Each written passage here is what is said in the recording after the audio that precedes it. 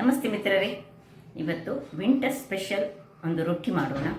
ಅದು ಓಟ್ಸನ್ನು ಬಳಸಿ ಅದರೊಟ್ಟಿಗೆ ಈ ಗೆಣಸು ಸ್ವೀಟ್ ಪೊಟ್ಯಾಟೊ ಏನಂತ ನಾವು ಕರಿತೇವೆ ಅದನ್ನು ಹಾಕಿ ತುಂಬ ವೆಜಿಟೇಬಲ್ಸ್ಗಳನ್ನು ಬಳಸಿ ಯಾರು ವೆಯ್ಟ್ ಲಾಸ್ ಮ್ಯಾನೇಜ್ಮೆಂಟಲ್ಲಿದ್ದೀರಿ ಅಂಥವರಿಗಂತೂ ಡೈಲಿ ಇಂಥ ದೋಸೆ ತಿಂದರೆ ಒಳ್ಳೆಯದು. ಮಕ್ಕಳಿಗೆ ಕೊಟ್ಟರೆ ಸಹ ಒಳ್ಳೆಯದು. ಯಾಕೆ ಹೇಳಿದರೆ ಫುಲ್ ಆಫ್ ವೆಜಿಟೇಬಲ್ಸ್ ಈ ರೊಟ್ಟಿಯಲ್ಲಿರುವುದು. ಮತ್ತು ಈ ವಿಂಟರ್ ಸೀಸನ್ನಲ್ಲಿ ಒಂದು ತುಪ್ಪ ಅಥವಾ ಎಳ್ಳೆಣ್ಣೆಯನ್ನು ಬಳಸಿ ಮಾಡಿದರೆ ಬಹಳ ಉತ್ತಮ. ಹಾಗಾದರೆ ಈ ಒಂದು ರುಚಿಕರವಾದ ರೊಟ್ಟಿ ಹೇಗೆ ಮಾಡುವುದನ್ನು ನೋಡುವ ಮೊದಲು ಯಾರೆಲ್ಲ ನನ್ನ ಚಾನಲನ್ನು ನೋಡ್ತಿದ್ದೀರಿ, ಯಾರೆಲ್ಲ ಇನ್ನೂ ಸಬ್ಸ್ಕ್ರೈಬ್ ಮಾಡಿಲ್ಲ, ದಯವಿಟ್ಟು ಸಬ್ಸ್ಕ್ರೈಬ್ ಮಾಡಿ ಸಪೋರ್ಟ್ ಮಾಡಿ ಅಂತ ಹೇಳ್ತಾ ಬನ್ನಿ ಈ ಒಂದು ಆರೋಗ್ಯಭರಿತವಾದ ರೊಟ್ಟಿಯನ್ನು ಹೇಗೆ ಮಾಡುವುದನ್ನು ನೋಡೋಣ. ನಮಸ್ತೆ ಮಿತ್ರರೇ, ಇವತ್ತು ಓಟ್ಸನ್ನು ಬಳಸಿ ಒಂದು ಆರೋಗ್ಯಭರಿತವಾದ ಹೆಲ್ದಿ ಒಂದು ಬ್ರೇಕ್ಫಾಸ್ಟ್. ಓಟ್ಸನ್ನು ಖಾಲಿ ಹೀಗೆ ಹಾಲು ಹಾಕಿ ಎಲ್ಲ ವೆಜಿಟೇಬಲ್ಗಳನ್ನು ಬೇಯಿಸಿ ಹಾಕಿ ಸಹ ತಿನ್ಬೋದು, ಅಥವಾ ಫ್ರೂಟ್ಸ್ಗಳನ್ನು ಹಾಕಿ ಸಹ ತಿನ್ಬೋದು. ಓಟ್ಸು ನಿಮಗೆಲ್ಲ ಗೊತ್ತಿರೋ ಹಾಗೆ ಆರೋಗ್ಯಕ್ಕೆ ಬಹಳ ಉತ್ತಮ. ನಾನಿವತ್ತು ನೋಡಿ ಕುಕ್ಕರ್ನವರದ್ದು ಓಟ್ಸನ್ನು ತೆಗೆದುಕೊಂಡಿದ್ದೇನೆ. ಬಹಳ ಒಳ್ಳೆಯದಾಗಿ ಬರ್ತದೆ ನೋಡಿ. ಹೀಗೆ ಫ್ರೂಟ್ಸ್ ಎಲ್ಲ ಹಾಕಿ ಸಹ ಹಾಲು ಹಾಕಿ ಸಹ ತಿಂದ್ಕೊಳ್ಬೋದು, ಅಥವಾ ನಟ್ಸ್ ಹಾಕಿ ಸಹ ತಿನ್ಬೋದು. ಬಹಳ ಆರೋಗ್ಯಕ್ಕೆ ಉತ್ತಮ. ಯಾರೆಲ್ಲ ಡಯಟ್ ಕಾನ್ಷಿಯಸ್ ಆಗಿದ್ದೀರಿ ಅಂಥವರು ಇದನ್ನು ಯೂಸ್ ಮಾಡ್ಬೋದು. ಈಗ ನಾನು ಇದನ್ನೊಂದು ಮಿಕ್ಸಿಗೆ ಹಾಕಿ ಪೌಡರ್ ಮಾಡ್ತೇನೆ. ಪೌಡರ್ ಮಾಡುವ ಮೊದಲು ಏನೆಲ್ಲ ಸಾಮಗ್ರಿಗಳು ಬೇಕೆಂದು ನೋಡೋಣ. ಒಂದು ಅರ್ಧ ಬೌಲ್ನಷ್ಟು, ಒಂದು ಬೌಲಿಗೆ ಅರ್ಧ ಬೌಲ್ನಷ್ಟು ಕಡಲೆಯ ಹಿಟ್ಟು ಬೇಕು. ಮತ್ತೆಲ್ಲ ನಿಮಗೆ ಬೇಕಿದ್ದ ಮಸಾಲೆಗಳು, ಜೀರಿಗೆ ಪುಡಿ, ಸ್ವಲ್ಪ ಮೆಣಸಿನ ಪುಡಿ, ನಾನು ಸ್ವಲ್ಪ ಗರಂ ಮಸಾಲೆದ ಚೂರು ಪುಡಿ ತೆಗೆದುಕೊಂಡಿದ್ದೇನೆ. 1.5 ಚಮಚದಷ್ಟು ಕಪ್ಪು ಎಳ್ಳು ತೆಗೆದುಕೊಂಡಿದ್ದೇನೆ. ವಿಂಟರ್ ಸೀಸನ್ನಲ್ಲಿ ಇಂಥದನ್ನೆಲ್ಲ ಮಾಡಿ ತಿಂದರೆ ಆರೋಗ್ಯಕ್ಕೆ ಬಹಳ ಉತ್ತಮ. ಮತ್ತು ಯಾವುದೆಲ್ಲ ವೆಜಿಟೇಬಲ್ಸ್ ನಿಮಗೆ ಬೇಕು ನೋಡಿ, ನೀರುಳ್ಳಿ, ಕ್ಯಾರೆಟ್, ಕ್ಯಾಬೇಜ್, ಬೀನ್ಸ್, ಕೊತ್ತಂಬರಿ ಸೊಪ್ಪು, ಮೆಣಸು, ಇಷ್ಟನ್ನೆಲ್ಲ ತೆಗೆದುಕೊಂಡಿದ್ದೇನೆ. ನೀವು ಅದು ಸಹ ತೆಗೆದುಕೊಳ್ಬೋದು. ನಿಮ್ಮ ಹತ್ರ ಏನು ವೆಜಿಟೇಬಲ್ ಉಂಟು ಅದನ್ನು ತೆಗೆದುಕೊಳ್ಬೋದು. ಇನ್ನೊಂದು ನೋಡಿ, ಒಂದು ಮೆಣಸು ಮತ್ತು ಈ ಜಿಂಜರನ್ನು ನಾನು ಹೀಗೆ ಇದರದ್ದು ಮತ್ತೊಂದು ಸಣ್ಣ ತುಂಡು ಕೆಂಪು ಮೆಣಸು, ಇಷ್ಟನ್ನು ಹೀಗೆ ಜಜ್ಜಿಕೊಂಡು ಇದರದ್ದು ಮಿಶ್ರಣ ಮಾಡಿಕೊಂಡು ಇಟ್ಕೊಳ್ತೇನೆ. ಇದನ್ನು ಪಕ್ಕಕ್ಕೆ ಇಟ್ಕೊಳ್ಳೋಣ. ಈಗ ಮೊದಲಿಗೆ ಇದನ್ನೊಂದು ಪೌಡರ್ ಮಾಡಿ ತರ್ತೇನೆ. ಮಿತ್ರರೇ ನೋಡಿ, ಇಲ್ಲಿ ಇದು ಪೌಡರ್ ಆಗಿ ಬಂತು. ಇಲ್ಲಿ ನಾನು ಒಂದು ಗೆಣಸನ್ನು ನೋಡಿ ಈ ರೀತಿಯಾಗಿ ಸ್ಟೀಮ್ ಮಾಡಿಟ್ಟುಕೊಂಡಿದ್ದೇನೆ. ಈಗ ನಮಗೆ ಮೇನಿಗೆ ಬೇಕು ಈ ಗೆಣಸನ್ನು ಯೂಸ್ ಮಾಡಿಕೊಂಡು ನಾವು ಮಾಡುವಂಥದ್ದು. ಒಳ್ಳೆ ಬೆಂದಿದೆ, ಹೀಗೆ ಸ್ಟೀಮಲ್ಲಿ ಬೇಯಿಸಬೇಕು ಯಾವಾಗಲೂ ಗೆಣಸನ್ನು. ಇದನ್ನು ಹೀಗೆ ತೆಗೆದುಕೊಳ್ತಿದ್ದೇನೆ ಈಗ ಇದರಿಂದ.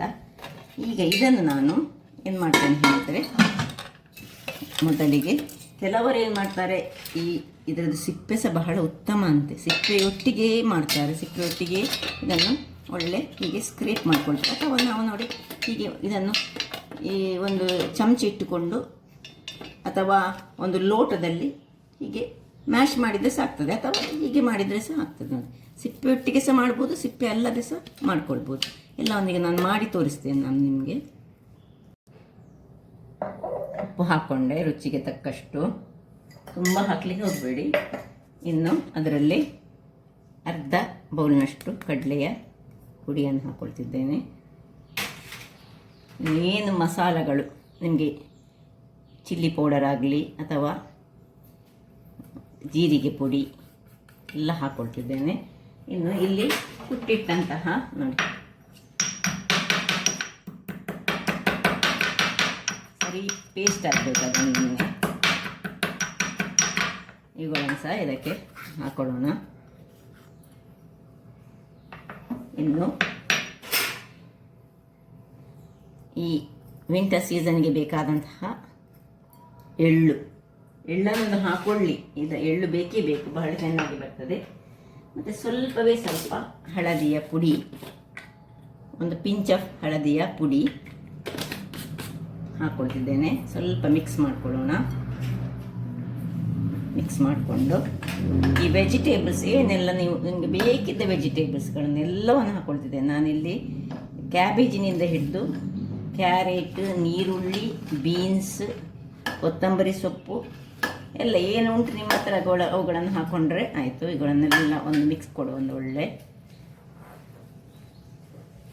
ಇನ್ನು ಸ್ವಲ್ಪ ನೀರುಗಳನ್ನು ಹಾಕ್ಕೊಂಡು ನಾವು ಇದನ್ನು ಚೆನ್ನಾಗಿ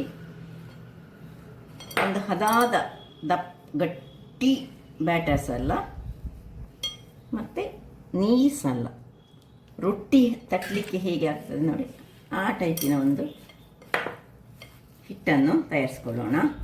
ನೋಡಿ ನಾನು ತೋರಿಸ್ತೇನೆ. ಸ್ವಲ್ಪ ನೀರು ಹಾಕ್ಕೊಳ್ಬೇಕು, ಒಮ್ಮೆಲೆ ತುಂಬ ನೀರು ಹಾಕ್ಲಿಕ್ಕೆ ಹೋಗಬೇಡಿ, ಯಾಕೆಂದರೆ ಓಟ್ಸಿಗೆ ಬೇಕಾಗ್ತದೆ ಸ್ವಲ್ಪ ನೀರು, ಅದು ಸೋಪ್ ಮಾಡ್ಕೊಳ್ತದೆ. ಹಾಗೆ ನೋಡಿಕೊಂಡು ನಾನು ಯಾವ ರೀತಿಯ ಕನ್ಸಿಸ್ಟೆನ್ಸಿ ಬೇಕು ಹೇಳಿ ತೋರಿಸ್ತೇನೆ. ಈಗ ವೀಕ್ಷಕರೇ ಇಲ್ಲಿ ನೋಡಿ, ಹಿಟ್ಟಿನ ಕನ್ಸಿಸ್ಟೆನ್ಸಿ ಈ ರೀತಿಯಲ್ಲಿ ಇರಬೇಕು. ಒಳ್ಳೆ ಉಪ್ಪೆಲ್ಲ ಕರೆಕ್ಟ್ ಉಂಟು ಅಂತ ನೋಡಿಕೊಂಡು ಇದನ್ನೊಂದು ಈ ಓಟ್ಸ್ ಆದ ಕಾರಣ ಒಂದು 5 ಅಥವಾ 10 ನಿಮಿಷಗಳ ಕಾಲ ಹೀಗೆ ಇದನ್ನೊಂದು ನೆನೆಯಲಿಕ್ಕೆ ಬಿಟ್ಕೊಳ್ಳೋಣ. ವೀಕ್ಷಕರೇ 10 ನಿಮಿಷಗಳ ಬಳಿಕ ನೋಡಿ ಒಳ್ಳೆ ನೆಂದಿದೆ ಇದು. ಈಗ ಇಲ್ಲಿ ಒಂದು ಎಲೆಯನ್ನು ತೆಗೆದುಕೊಳ್ತಿದ್ದೇನೆ. ಎಲೆ ತೆಗೆದುಕೊಳ್ಳೋ ಮೊದಲು ಇಲ್ಲಿ ಗ್ಯಾಸ್ ಉರಿಸಿಕೊಂಡು ಒಂದು ಕಬ್ಬಿಣದ ಕಾವಲಿಯನ್ನು ಬಿಸಿಗೆ ಇಟ್ಟುಕೊಂಡಿದ್ದೇನೆ. ಇಲ್ಲಿ ಒಂದು ಎಲೆ ತೆಗೆದುಕೊಂಡಿದ್ದೇನೆ. ಎಲೆಗೆ ಸ್ವಲ್ಪ ನೀರನ್ನು ಹಾಕ್ಕೊಂಡು ಇದನ್ನು ಸ್ವಲ್ಪ ಒದ್ದೆ ಮಾಡಿಕೊಳ್ಳೋಣ. ಇದರ ಹಿಟ್ಟು ಅಂಟುತ್ತದೆ, ಓಟ್ಸ್ ಆದ್ದರಿಂದ ಅದು ಸ್ವಲ್ಪ ಅಂಟುವ ಸಾಧ್ಯತೆ ಹೆಚ್ಚಿರ್ತದೆ. ಈಗ ಇಲ್ಲಿ ಒಂದು ನಿಮ್ಮದ ಕಸೂರಿ ಮೇಥಿ ಇದೆ, ಕಸೂರಿ ಮೇಥಿ ಹಾಕಿ. ನನ್ನ ಹತ್ರ ನೋಡಿ ಡ್ರೈ ಸ್ವಲ್ಪ ಕರಿ ಲೀವ್ಸ್ನ ಪೌಡರ್ ಇದು ಎಲೆಗಳುಂಟು, ನಾನು ಅದನ್ನು ಹಾಕ್ಕೊಳ್ತಿದ್ದೆ. ಇದು ಹಾಕಿ ಪರಿಮಳ ಬರ್ತದೆ ತುಂಬ.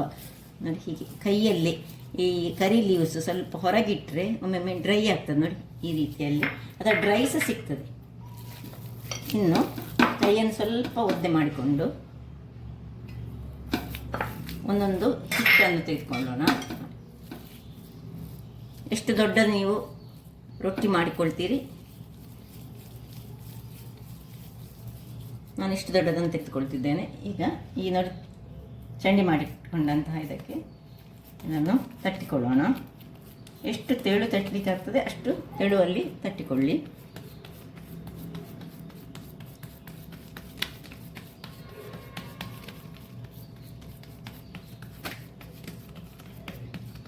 ತಟ್ಟಿಕೊಂಡ ಬಳಿಕ ನಾವು ಏನು ಮಾಡಬೇಕು ಹೇಳಿದರೆ, ಇದಕ್ಕೆ ಸಣ್ಣ ಒಂದು ಹೋಲ್ಗಳನ್ನು ಮಾಡಬೇಕು, ಅದು ಬೇಯಲಿಕ್ಕೆ ಒಳ್ಳೆಯದಾಗ್ತದೆ.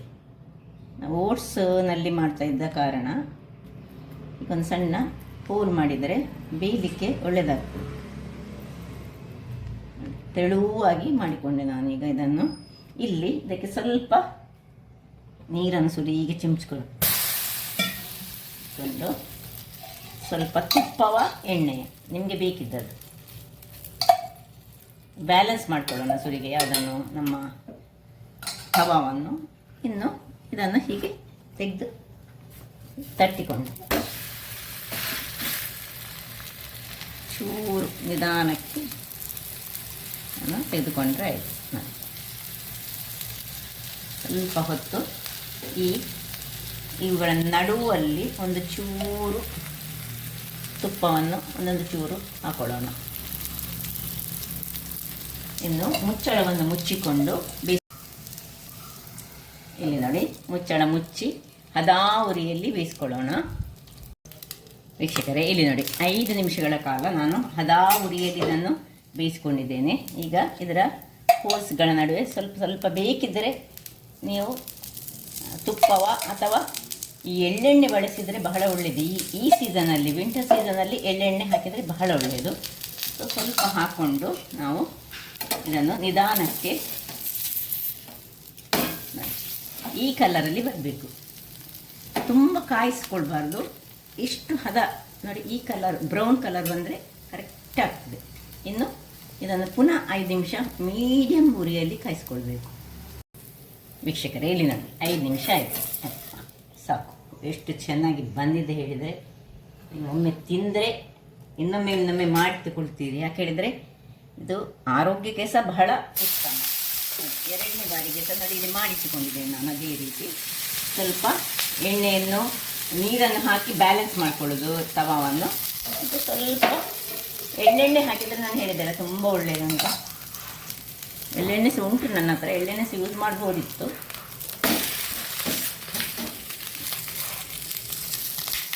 ಈ ರೀತಿಯಲ್ಲಿ ಸ್ವಲ್ಪ ಬಾಳೆ ಎಲೆಗೆ ಮಾತ್ರ ನೀರನ್ನು ಸ್ವಲ್ಪ ತಾಗಿಸ್ಕೊಂಡು ಹಾಕಿದರೆ, ಇದು ಓಟ್ಸ್ ಆದ ಕಾರಣ ನಾವು ನೋಡಿ ಈ ಹೋಲ್ಸ್ನ ನಡುವಲ್ಲಿ ಇನ್ನು ಸ್ವಲ್ಪ ಎಣ್ಣೆ ತುಪ್ಪ ಏನು ಸಾಕ್ತೀವಿ ಹಾಕ್ಕೊಂಡು ಅದಾ ಉರಿಯಲ್ಲಿ 5 ನಿಮಿಷಗಳ ಕಾಲ ಬೇಯಿಸ್ಕೊಳ್ಳೋಣ.